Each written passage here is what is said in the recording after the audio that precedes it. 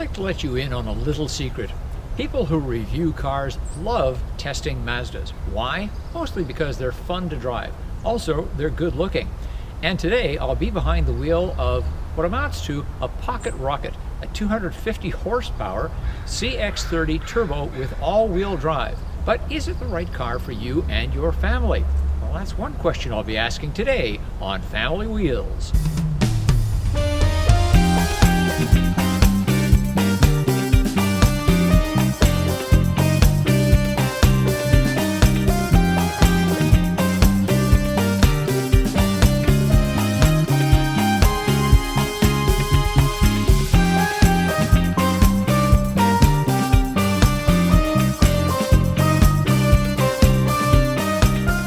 The CX-30 went on sale in 2020 and was an instant hit despite the coronavirus pandemic, quickly becoming Mazda's #2 seller in the US behind its larger sibling, the CX-5, and third in Canada behind the 5 and the Mazda 3.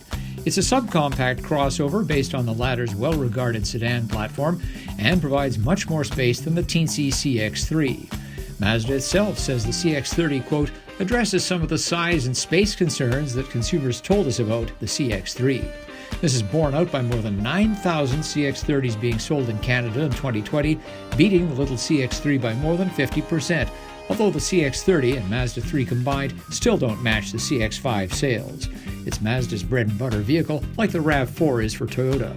For 2021, Mazda reminds us that it is not a maker of transportation appliances, as the CX-30 not only gets more power, but the same turbocharged engine available in the CX-5, but in a smaller and lighter vehicle. Bring on the fun! But first, let's look at the lineup. The three versions of the CX-30 follow the Mazda naming convention of GS, GX, and GT. The GS starts at $24,550 in bottom spec with front-wheel drive and a 155 horsepower 4-cylinder non-turbo 2-liter engine. The two levels above it have the 2.5-liter engine with 186 horsepower, while the top-end GT can be had with the 250 horsepower Turbo 4. The GX runs from $27,350 to $30,750. The GT from $33,850 to $36,250.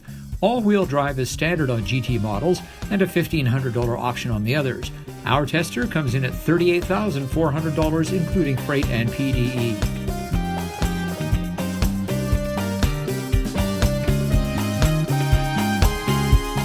Mazda is not a large automaker in comparison to its rivals, but it's big on independent thinking, at least by the conformist standards of Japan. That's how we got the MX-5 Miata sports car, now in its 4th generation and winning the hearts of old fools despite relatively insignificant sales. And it's how we got the still odd-sounding name Sky Active technology, which is a real thing. It centers on bulletproof engines operating at higher compression ratios than most, plus a fanatical devotion to other engineering geekery such as chassis, body, and transmission dynamics. Yet it's not temperamental, just as happy to take the kids to soccer games as slicing across a mountain pass.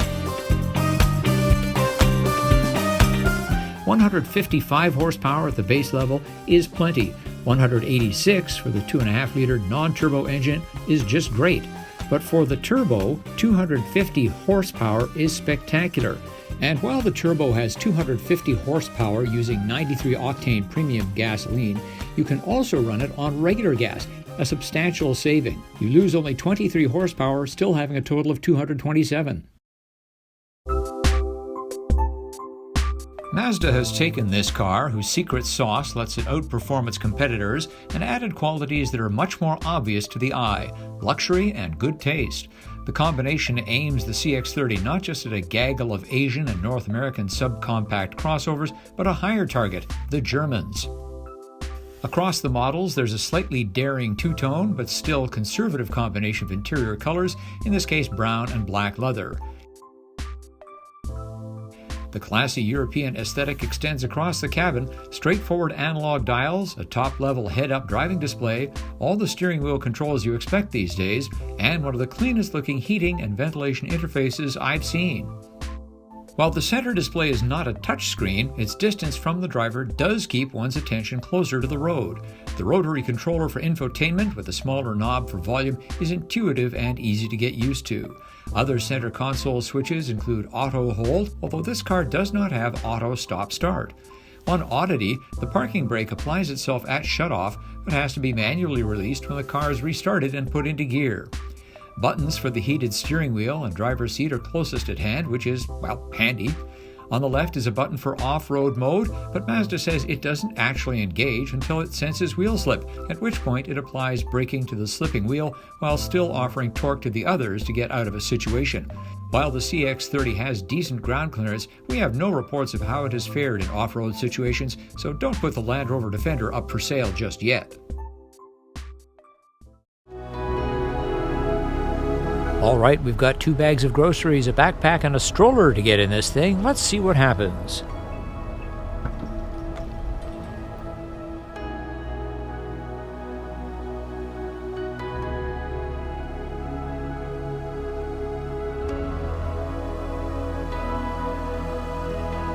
And the CX-30 Turbo comes through with flying colors. Heck, we've got room for a couple more things in there, so good work, Mazda.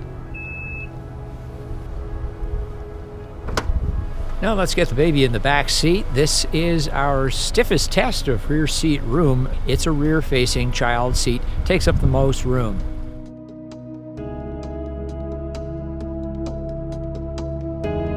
And unfortunately, something's got to give in a car this small. There's no room for an adult in the front seat now. So if there's a second adult in the car besides the driver, that person's going to have to sit to the left of the baby and behind the driver.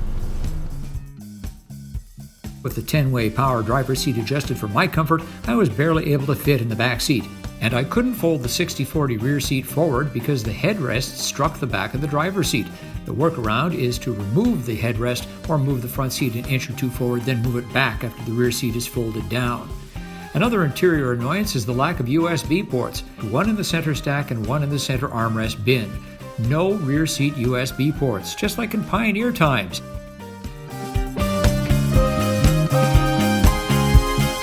Mazda is pushing the CX-30 Turbo as an optimum combination of practicality and performance, and they just might have succeeded.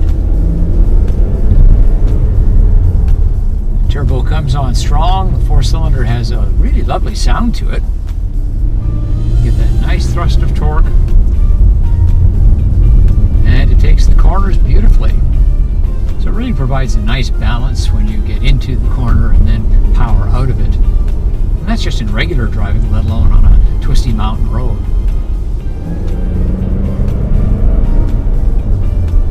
The brakes are nice and linear, not too soft, not too hard, and you have confidence all the way in these.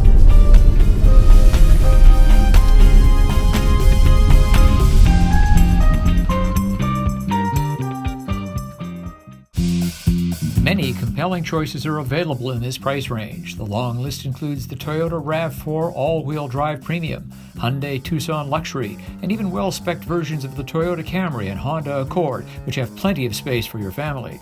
But they don't have the power and handling of the CX-30 Turbo, if that's what you seek, and it's a relative bargain compared to entry-level crossovers from Audi, BMW, and Mercedes-Benz, the latter two requiring premium fuel, which as of this recording costs about 15 cents more per liter. By the way, the CX-30's fuel economy is good, but not great. 10.5 liters per 100 kilometers city and 7.9 highway, roughly 22 and 29 miles per U.S. gallon, respectively. Much will depend on your right foot.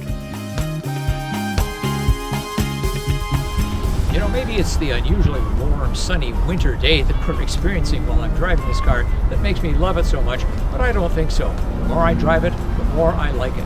The Mazda CX-30 Turbo has plenty of power. It handles absolutely beautifully, but it's also practical. It has decent room. If you have 1 or 2 children, preferably with either forward-facing car seats or no car seats at all if they're old enough, it could be the vehicle for you. It's got a decent-sized trunk as well, and it's economical. Yes, this is luxury spec. Many models are available at lower prices. Thanks for watching, and thanks for subscribing. I'll see you next time on Family Wheels.